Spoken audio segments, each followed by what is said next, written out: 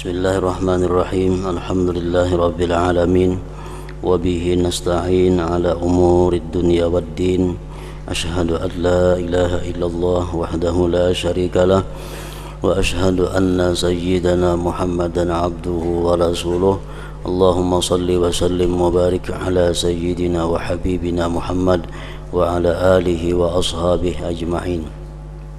Qala al-musannifu al-imam hujjatul islam Abu Hamid Muhammad bin Muhammad al-Ghazali rahimahullah wa nafa'ana bi ulumih wa yaqrubu min taqarrubis salatin bi bina'il masajid wal madaris bil malil haram taqarrubul ulama'i bi ta'limil ilmi lis-sufaha'i wal ashrar wal mashghulin bil fisqi wal fujur al qasirina himamuhum ala mumaratil ulama wa mubaratis sufaha wa istimalati wujuhin nas wa jam'i hutamid dunya wa akhdhi amwalis salatin wal yatama wal masakin fa inna haula idza ta'allamu kanu qutta tariqillah wa antahadha kullu wahidin minhum bi baldatihi naiban 'anid dajjal yatakalabu ala dunya wa yatba'ul hawa wa yataba'adu anit taqwa wa yastajri'un nas musyahati ala ma'asillahi ta'ala summa qad yantashiru dhalika al-ilmu ila mithlihi wa amthalihi wa yattakhidhunahu aidan alatan wa wasilatan bisyarri wa ittiba'il hawa wa yatasalsalu dhalik ila akhir. Makna daripada kalam Hujjatul Islam Abu Hamid Al-Ghazali rahimahullah wa nafa'ana bi ulumih. Rasulullah sallallahu alaihi wasallam bersabda, la yu'dzarul jahilu 'alal jahli wa la yahillu lil jahili ayyaskuta 'ala jahlihi wala lil alim ayyaskuta ala ilmihi. Artinya tidak dimaafkan orang bodoh, orang yang tidak tahu, tidak dimaafkan karena kebodohannya, karena ketidaktahuannya, tidak dimaafkan. Artinya andai kata nanti ditanya di akhirat, kenapa engkau lakukan ini? Dijawabnya, ulun kada tahu itu hukumnya. Dimaafkan, kada dimaafkan. Tidak dimaafkan orang yang jahil karena kejahilannya itu.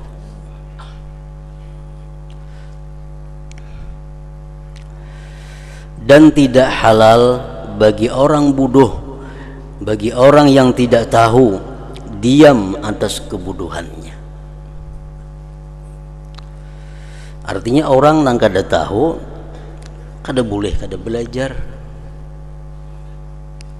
Orang yang kada tahu, kada boleh kada bertanya. Sebelum dia masuk pada urusan atau perkara yang dia kehendaki. Orang hendak berdagang, sedangkan inya kada tahu apa-apa syaratnya berdagang, apa-apa rukunnya berdagang, kada tahu lagi. Hendak berdagang, nah kada boleh kalau kada bertanya dahulu. Kayak apa caranya berdagang itu yang benar, kayak apa berdagang itu yang sesuai dengan syariat Allah. Orang hendak kawin, kada boleh inya kawin kecuali belajar dahulu tentang bagaimana hukumnya perkawinan itu. Apa tugas-tugas kalau sudah jadi seorang suami, apa-apa yang wajib dilakukan. Nah, bagi seorang perempuan pun demikian, wajib belajar apa-apa yang mesti dilakukan kalau jadi seorang istri. Wajibkah ini dilakukan? Bolehkah ini dilakukan? Haramkah? Nah, jadi tidak halal seseorang itu tidak boleh diam, kada bertakun. Dan tidak halal bagi orang yang berilmu diam atas ilmunya. Orang yang berilmu kalau mengetahui ada saudaranya yang keliru, ada saudaranya yang salah, maka dia tidak halal untuk diam. Artinya berdosa. Kita misal ke masjid, begitu di masjid kita banyak atau ada melihat orang nang sembahyangnya kada bujur, kada boleh berenai, karena kita tahu bahwa saudara kita itu sembahyangnya kada sah, kada boleh kita berenai, mesti kita beritahu, karena kita melihat saudara kita salah sujudnya, salah rukuknya, nah kada halal kita diam. Jadi makanya kalau masuk masjid jangan boleh lihat orang sembahyang. Bila melihat orang sembahyang ada nang luput, kada halal berdiam, kada boleh berdiam. Walal alim ay yaskuta ala ilmihi.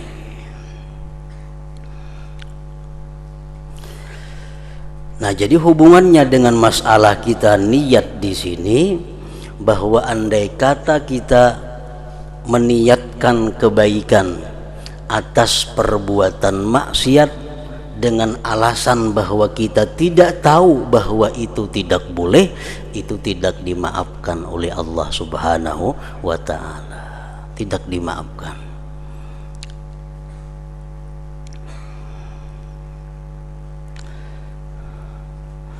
Dan mendekati,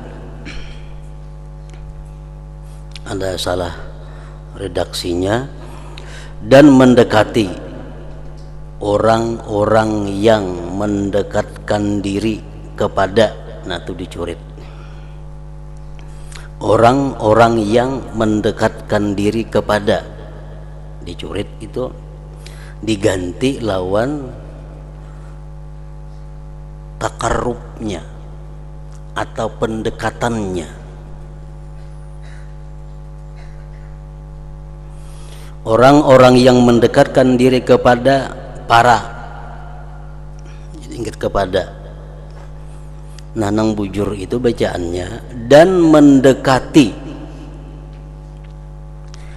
akan takarrubnya para penguasa dengan membangun masjid dan sekolah-sekolah dengan harta yang haram. Mendekati apa? Mendekati takarrubnya para ulama as-su. Nah, kayak itu bacaannya. Dan mendekati akan takarrubnya para penguasa dengan membangun masjid dan sekolah-sekolah dengan harta yang haram. Takarrubnya para ulama as-su, ulama yang jahat, dengan mengajarkan ilmu dengan orang-orang bodoh dan orang-orang jahat yang disibukkan dengan perbuatan fasik dan perbuatan aniaya, yang terbatas cita-citanya atas berdebat dengan para ulama, berlomba-lomba dengan orang bodoh, menarik atau mencari perhatian muka-muka manusia, mengumpulkan harta benda dunia, dan mengambil harta penguasa, anak yatim dan orang-orang miskin. Nah, di sini ada dua masalah. Yang pertama, seorang penguasa pemerintahan jadi kita. Mereka itu membangun masjid, membangun sekolahan dengan harta yang haram. Walaupun niat mereka itu baik, tetap itu satu kesalahan.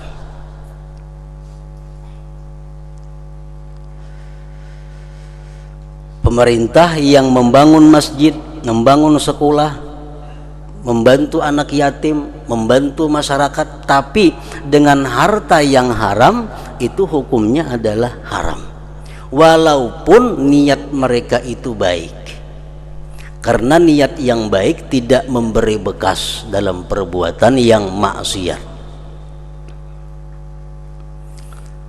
Adapun orang yang diberi, orang yang dibantu, itu kada tahu urusannya ini. Kada ada sangkut pautnya. Jadi dosanya itu kepada yang memberi.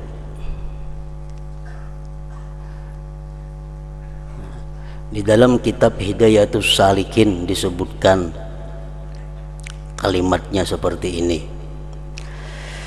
Dan kata setengah ulama bahwa pemberian raja-raja itu halal bagi orang kaya dan orang fakir apabila tidak diyakini haramnya. Pemerintah misal membantu kita, yakinlah nang dibantu itu duit haram, yakinlah kita. Kalau yakin itu berarti kita melihat dengan jelas atau mengetahui dengan jelas. Nah, ini kada yakin kita haramnya duit yang disumbangkannya itu halal, duitnya halal, dan hanya saja dosanya itu atas orang yang memberi pula. Pemerintah yang membantu sekolahan sebagainya masyarakat dengan duit yang haram, tapi kita ke masyarakat ini kada tahu duit itu haram atau kada, kita jelas sudah kada tahu karena campur aduk. Nah, duit itu halal bagi kita, tapi bagi mereka yang menyumbangkan duit haram tadi, inya menanggung dosanya.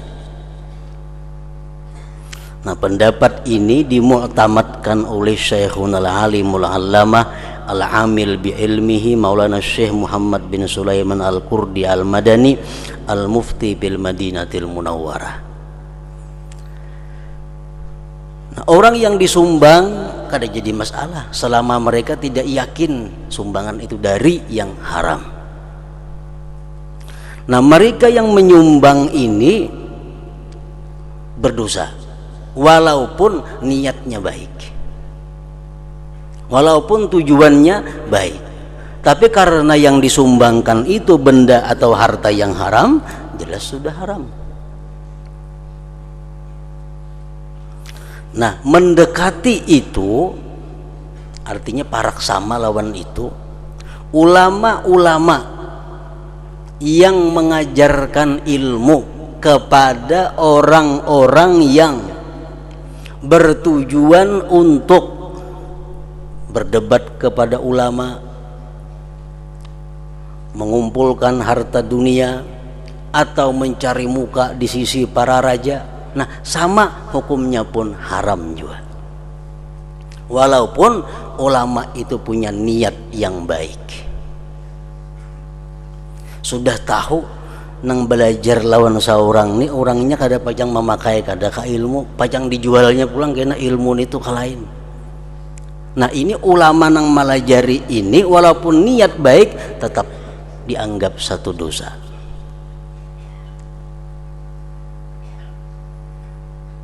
Tetap dianggap berdosa. Orang hendak belajar lawan kita, sedangkan kita mengetahui orang ini hendak belajar lawan kita bukan karena hendak ilmunya, tapi dia hendak dinilai orang bahwa dia ini orang penuntut ilmu. Orang ini niatnya, tujuannya supaya inya berilmu, nyaman kena mengumpulkan harta dunia. Nah, orang macam ini dilajari ilmu berdosa. Berdosa. Walaupun kita ajari dengan niat kita yang baik, tetap salah. Tetap salah. Sama hukumnya kurang lebih mendekati tadi kepada para penguasa yang menyumbangkan harta haram kepada masjid dan sekolahan tadi.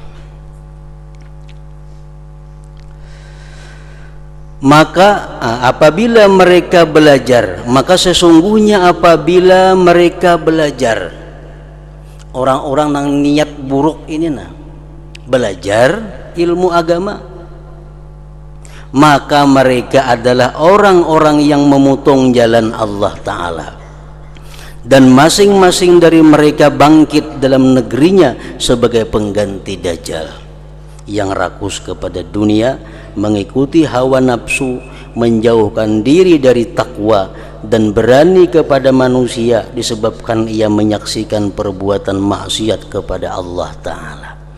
Nah, jadi seorang guru ini kalau hendak mengajari ilmu yang khusus kepada manusia, mesti diketahui dahulu bujur-bujur manusia ini macam apa tujuan dan niatnya belajar ilmu itu. Pada ilmu diajarkan baik, si ulama niatnya bagus, cuman yang belajar ini niatnya kada bagus, si ulama ini tahu, nah itu termasuk dosa. Kemudian ilmu itu kadang-kadang tersebar kepada orang yang seperti tadi, dan mereka juga menjadikannya sebagai alat dan perantara dalam berbuat kejahatan dan mengikuti hawa nafsu, dan demikian itu berantai jadinya terus menerus. Dan bahaya semuanya itu kembali kepada pengajar yang mengajar ilmu kepada orang tersebut, beserta tahunya pengajar dengan kerusakan niatnya pelajar tadi dan tujuannya, dan menyaksikannya si pengajar akan bermacam-macam maksiat dari perkataannya, perbuatannya, pada makanannya, pakaiannya, dan tempat tinggalnya. Nah, si pengajar ini sudah tahu yang belajar nih gawiannya macam ini, yang belajar ini minuman makanannya macam ini, yang belajar ini pergaulannya macam ini, masih dilajari ilmu. Nah, si pengajar ini dia akan mendapat dosa dari Allah Subhanahu wa Ta'ala, karena menolonginya untuk menjadikan ilmu sebagai alat untuk pembenaran dirinya dalam melakukan maksiat tadi. Lalu orang alim ini meninggal dunia, dan tetap bekas-bekas kejahatannya masih tersebar di alam dalam 1000 tahun umpamanya dan 2000 tahun. Tetap si alim tadi menanggung akibatnya, tetap menanggung dosanya.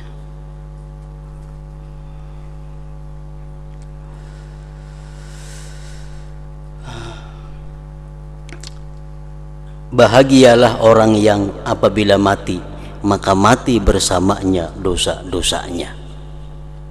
Beruntung orang yang bila mana mati, mati juga dosanya. Artinya apa? Sangat celaka orang yang begitu mati, dosanya masih hidup. Ini yang paling celaka. Orangnya sudah mati, tapi dosanya masih hidup, mengalir ke dalam kubur dosanya. Sebabnya apa? Dia mengajarkan ilmu kepada orang yang dia ketahui orang itu membawa ilmu kepada jalan yang salah.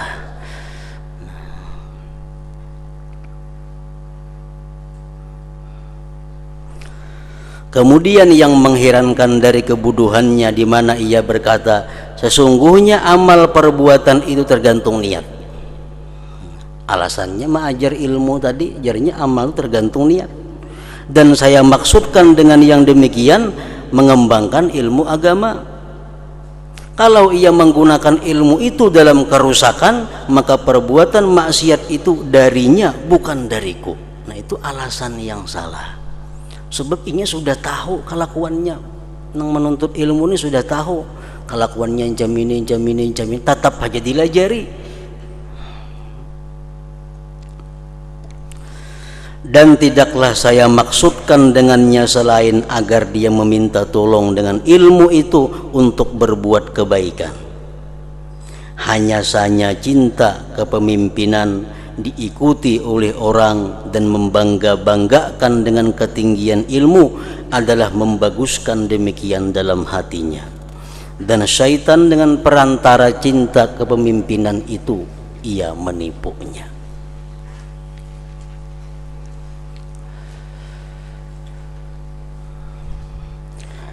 Semoga saya mengetahui, ujar Imam Ghazali, apa jawabannya tentang orang yang memberi pedang kepada perampok. dan ia menyediakan baginya kuda, kendaraan dengan sebab-sebab yang dipakai kepada maksudnya. Orang ini sudah nyata-nyata gawiannya terkenal perampok, diunjuki pedang, diunjuki senjata, diunjuki kendaraan. Apa jawabannya itu?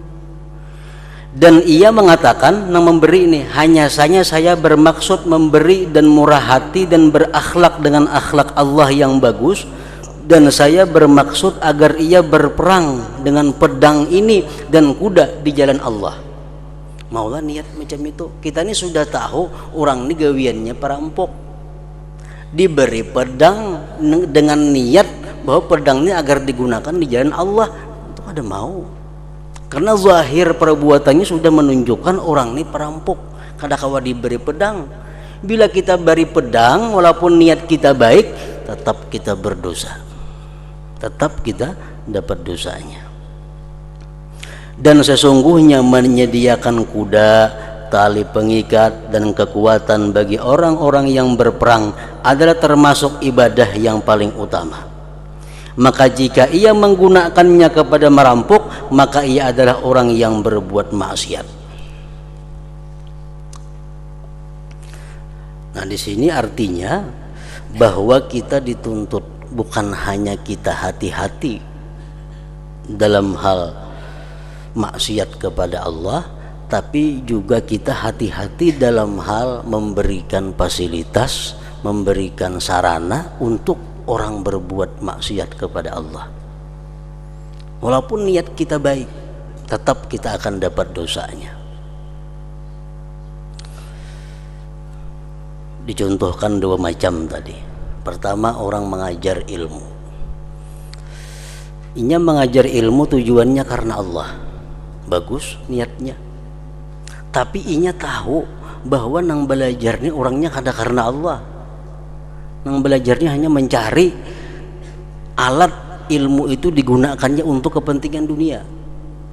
Nah, walaupun si pengajar ini karena Allah, niatnya tetap inya berdosa, karena memberikan ilmu kepada orang nang salah.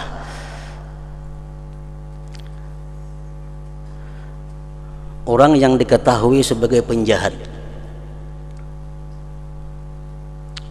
diberi senjata dengan niat digunakannya untuk sabilillah, niatnya bagus. Cuma kita sudah tahu orang tuh gawiannya penjahat. Nah, kadang-kala kita beralasan bahwa kalau ini digunakannya maksiat tuh urusannya, kadang-kala alasan seperti itu karena kita sudah tahu orang ini sebagai orang penjahat.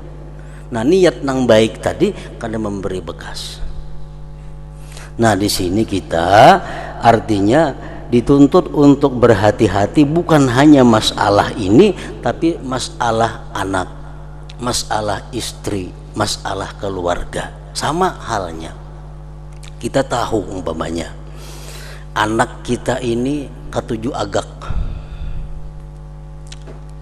anaknya ketujuh penampilan, ditukarakan inya baju nang larang, ditukarakan kendaraan nang larang. Niat napa? Karena sayang dua anak. Niatnya bagus, sayang dua anak, tapi menyalurkan anak untuk kesombongannya, berdosa kuitannya ini. Ini sudah tahu bini kita ini ketujuh bagak orangnya. Bini kita ketujuh bagak.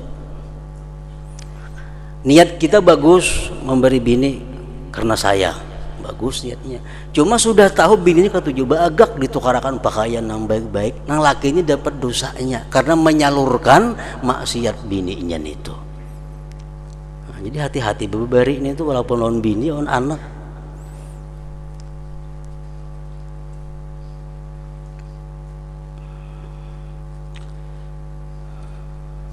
Nah, kayaknya kita mati, anak kita masih mengenai kendaraan yang kita tuarakan yang jadi kesombongannya, tetap kita dapat dosanya dalam kubur. Nah, ini ngarannya orangnya mati, dosanya hidup. Nang bagus tuh orangnya mati, dosanya mati juga.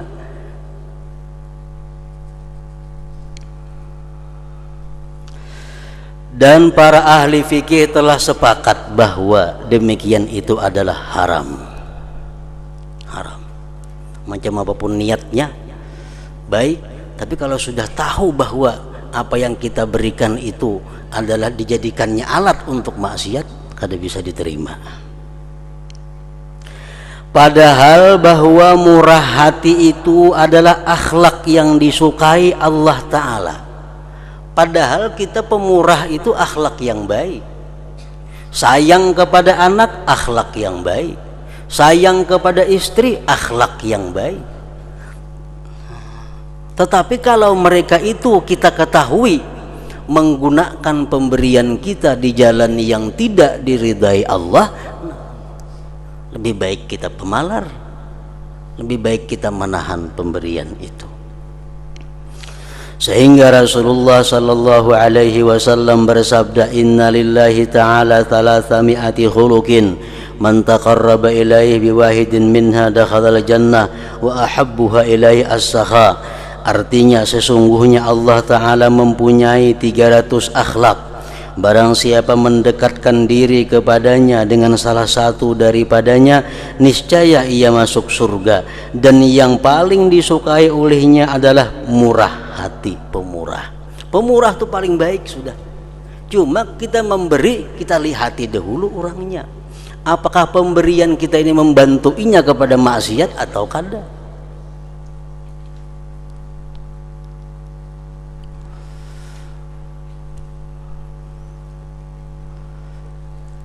Maka mudah-mudahan saya mengetahui mengapa murah hati diharamkan. Mengapa murah hati diharamkan? Dan mengapa wajib atasnya agar melihat, memikirkan tanda-tanda keadaan dari orang yang zalim ini. Sebelum kita bermurah hati kepada anak, istri atau orang lain, kita pikirkan dulu adakah tanda-tanda kezaliman pada orang yang bakal kita beri itu. Apabila tampak baginya dari kebiasaan orang itu bahwa ia meminta tolong, artinya menjadikan dengan pedang untuk berbuat kejahatan, maka semestinya ia berusaha menarik pedangnya. Tidak bahwa ia membantunya dengan yang lain. Kalau sudah kita ketahui bahwa ini orang menggunakan pemberian kita di jalan yang maksiat, kita tarik itu. Dan ilmu adalah senjata yang dipakai untuk memerangi syaitan dan musuh-musuh Allah. Dan kadang-kadang musuh-musuh Allah tolong menolong dengan ilmu, yaitu hawa nafsu. Ilmu ini bisa dipakai untuk memusuhi syaitan, tapi ilmu bisa juga dipakai untuk mengawani syaitan. Bila ilmu kita gunakan untuk mendekatkan diri kepada Allah, itu ilmu yang memerangi syaitan ngarannya. Tapi bila ilmu kita gunakan untuk mencari kepentingan dunia, nah itu ilmu yang kawannya syaitan. Jadi sebelum kita mengajarkan satu ilmu kepada seseorang, maka kita memeriksa dahulu orang itu macam apa keadaannya. Khawatir kalau pelajaran yang kita berikan itu digunakannya untuk alat jalan maksiat kepada Allah. Barang siapa terus-menerus mengutamakan dunianya atas agamanya dan mengutamakan hawa nafsunya atas akhiratnya, dan ia lemah dari yang demikian karena sedikit keutamaannya, maka bagaimana membantunya dengan satu macam ilmu yang membangkitkan, yang memungkinkan ia untuk sampai kepada nafsu syahwatnya. Bahkan ulama ussalaf rahimahullah senantiasa menyelidiki hal ehwal orang yang pulang pergi kepada mereka. Jadi ulama salaf dahulu mengontrol, mengawasi murid nang pulang pergi, keluar masuk di rumahnya itu. Maka jikalau mereka melihat daripadanya ketaksiran dalam salah satu ibadah sunnah, maka mereka mengingkari kepadanya dan meninggalkan menghormatinya. murid yang disayanginya, murid yang dicintainya. Begitu dia melihat murid ini sudah melincing dari jalan Allah, mereka pun tidak akan sayang dan cinta lagi kepada murid itu. Nah, itu ulama-ulama yang dahulu. Dan apabila mereka melihat daripadanya perbuatan aniaya dan menghalalkan yang haram, maka mereka meninggalkannya dan meniadakan dari majelis mereka dan meninggalkan berbicara dengannya. Ditagur aja kada lagi, lebih-lebih mengajarnya, karena tahunya mereka bahwa barang siapa mempelajari suatu masalah dan tidak mengamalkannya dan melampauinya kepada yang lain, maka ia tidak mencari melainkan alat kejahatan. Orang yang diketahuinya kada mengamalkan ilmu, berarti orang itu menjadikan ilmu sebagai alat untuk kejahatan. Dan semua orang salaf, orang dahulu, sungguh telah berlindung kepada Allah Ta'ala daripada orang yang zalim, yang alim dengan sunnah. Dan mereka tidak berlindung dari orang yang zalim, yang jahil. Orang yang alim, yang menggunakan ilmunya untuk kepentingan-kepentingan dunia, itu yang mereka sangat berlindung kepada Allah. Diceritakan dari sebagian murid Ahmad bin Hanbal rahimahullah bahwa ia pulang pergi kepadanya beberapa tahun. Ada seorang murid ini mengaji lawan Imam Ahmad bin Hanbal beberapa tahun, bulang-bulik ke rumah sidin, bulang-bulik ke rumah sidin. Kemudian bertepatan bahwa Ahmad berpaling daripadanya dan meninggalkannya, dan ia menjadi tidak berbicara kepadanya. Imbah itu Ahmad bin Hanbal nih kada menagur lagi lawan murid tadi, kada menagur lagi, kada menyapa lagi, kada mau lagi melajari. Maka murid tersebut senantiasa bertanya kepadanya tentang perubahan sikapnya kepadanya. Kenapa pian guru dulu pian menagur ulun, dulu pian mencari ulun, dulu pian mahabari ulun, sekarang pian apa kada hiri-hiran lagi lawan ulun? Dan Ahmad tidak menyebutkannya, sehingga ia berkata, ujar Ahmad, telah sampai kepadaku bahwa kamu telah mempelistar dinding rumahmu dari sisi jalan, dan kamu telah mengambil tanah sekedar ikan. Ikannya ada mengambil tanah jalan raya sedikit untuk mencukupi memelistar rumah hikam. Jadi aku kada hendak melajari murid yang macam itu. Maka hikam tahu itu kada boleh, yaitu satu jari dari jalan kaum muslimin. Maka kamu tidak patut untuk memindahkan ilmuku kepada kamu.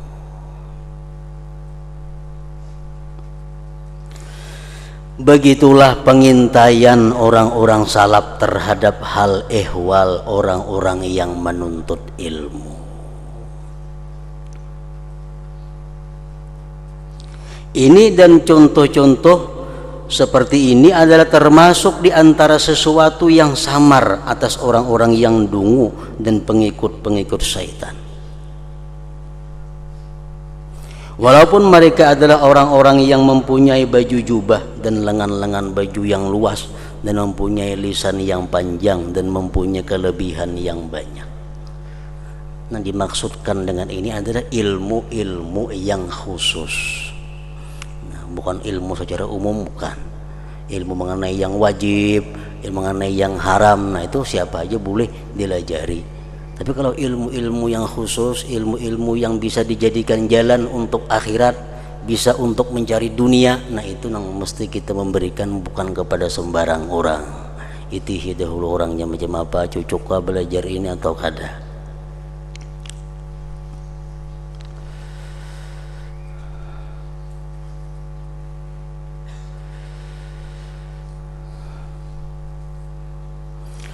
Begitulah pengintaian orang-orang salaf terhadap hal ehwal orang-orang yang menuntut ilmu. Dan contoh-contoh seperti ini adalah termasuk di antara sesuatu yang samar atas orang-orang yang dungu dan pengikut-pengikut syaitan, walaupun mereka adalah orang-orang yang mempunyai baju jubah dan lengan-lengan baju yang luas, dan mempunyai lisan yang panjang, dan mempunyai kelebihan yang banyak. Maksudnya kelebihan ilmu-ilmu yang tidak meliputi atas peringatan daripada dunia dan pencegahan daripadanya, keinginan pada akhirat dan seruan kepadanya akhirat. Bahkan itu adalah ilmu-ilmu yang berkaitan dengan makhluk dan dipakai untuk sampai kepada mengumpulkan harta benda, diikuti manusia dan mendahului teman-temannya. Jadi sabda Rasulullah sallallahu alaihi wasallam, innamal a'malu binniyat, hanya saja amal perbuatan itu tergantung niat, adalah khusus dari 3 bagian dengan perbuatan taat dan perbuatan yang mubah, bukan perbuatan maksiat. Innamal a'mal bin niyat, hanya saja amal perbuatan itu tergantung niat. Nangkawa dirubah niat hanyalah amal taat dan amal mubah. Amal maksiat kada bisa dirubah dengan niat.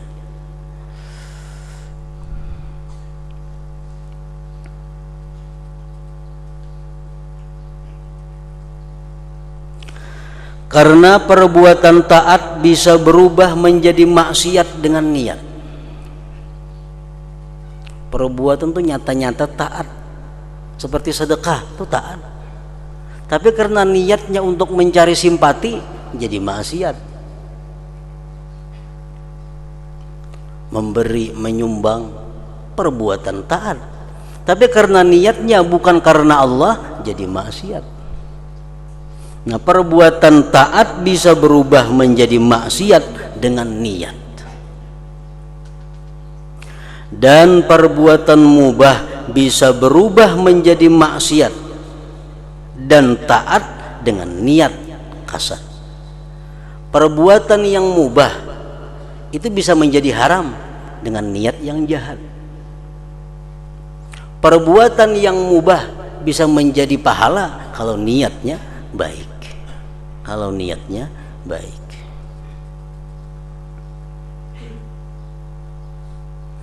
Adapun perbuatan maksiat maka tidak dapat berubah menjadi perbuatan taat dengan niat sama sekali. Perbuatan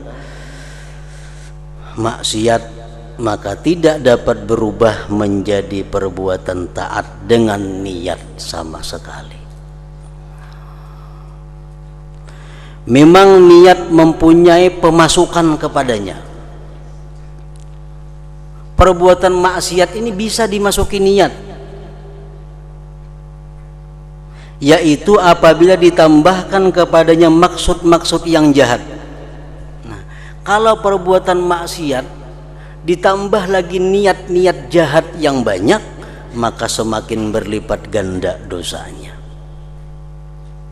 Makin berlipat ganda dosanya. Perbuatan yang jelas-jelas sudah haram. Aku nukar pedang hendak membunuh orang, itu sudah nyata haram. Karena membunuh orang karena aku pulang hendak membunuh si A, si B, si C. Makin niatnya berinting kada baik, makin menambah kejahatannya. Jadi perbuatan maksiat itu bisa masuk oleh niat yang jahat dan menjadi berlipat ganda dosanya.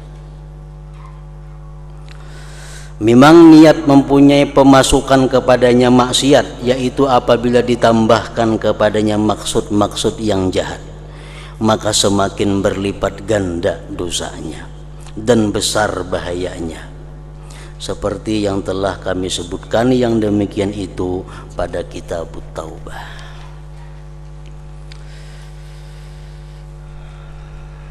Ingat situ bagian kedua, ketaatan-ketaatan, dan itu bertalian erat dengan niat dalam pokok sahnya dan dalam berlipat ganda keutamaan.